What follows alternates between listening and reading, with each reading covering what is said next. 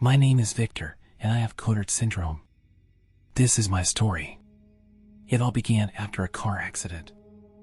I lost control of my car on a slippery road, and in an instant, my life changed forever. I survived, but from that day on, something inside me broke. I started to feel like I was dead, even though my body continued to function. My friends and family were puzzled. They saw me, talked to me, but I couldn't feel anything. The world around me kept spinning, but for me, everything had stopped.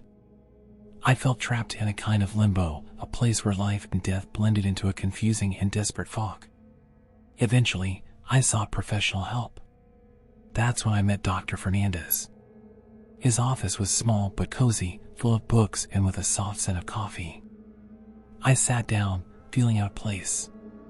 "Can you tell me how you feel?" the doctor asked calmly. I took a deep breath and started talking. I told him everything, from the accident to my belief that I was dead. The doctor listened attentively. "What you're describing is called Cotard syndrome," he explained. "It's a rare disorder where people believe they are dead or that they've lost internal organs." "So, I'm not actually dead?" I asked, with a glimmer of hope in my voice. The doctor leaned forward, his expression serious but understanding. "No, Victor, you're not. Your heart is still beating, your brain is still functioning. But I understand that for you, it feels like you're trapped in an existence that is neither life nor death." I fell silent, absorbing his words. "It's like being in limbo," I murmured. "I see the world around me, but I don't feel like I belong to it. I don't feel anything. It's all just empty." Dr. Fernandez nodded slowly. "It's a deep disconnection from reality. The accident may have triggered this, creating a rupture in your perception of yourself and the world. And is there any way to feel alive again?" I asked, but part of me already knew the answer. Treatment can help some patients reconnect with reality, but it's not easy or guaranteed. It involves therapy, medication, and, most of all, time and patience. "But, Victor, I want you to know that there's a possibility for improvement." "Possibility?" I repeated, the word hanging in the air between us.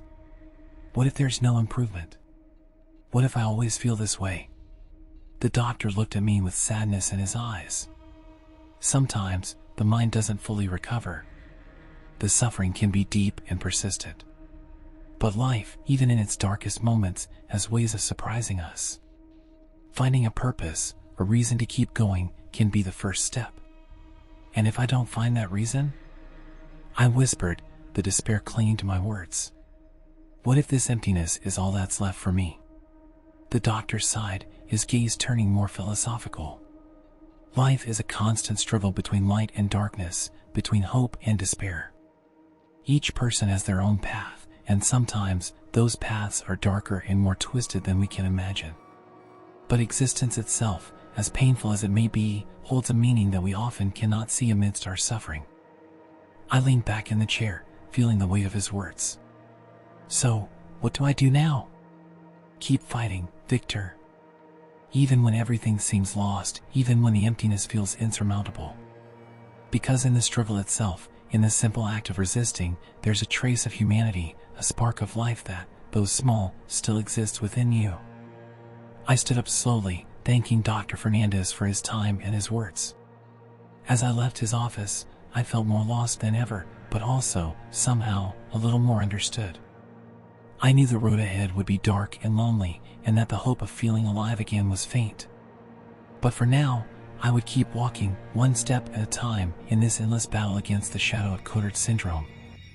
As my sessions with Dr. Fernandez continued, my belief that I was dead didn't diminish. The doctor, in an attempt to better understand my condition, decided to subject me to a series of neurological tests.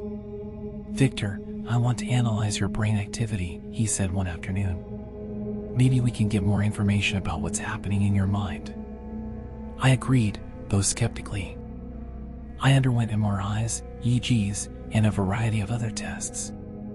I didn't expect these studies to reveal anything out of the ordinary, but Dr. Fernandez seemed determined to find an answer. Weeks later, he called me to discuss the results.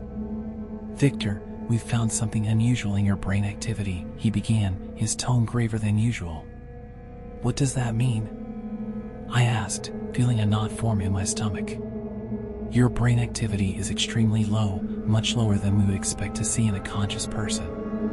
It's like your brain is in a state of minimal activity, almost like you're in a deep sleep or coma." His words hit me like a hammer.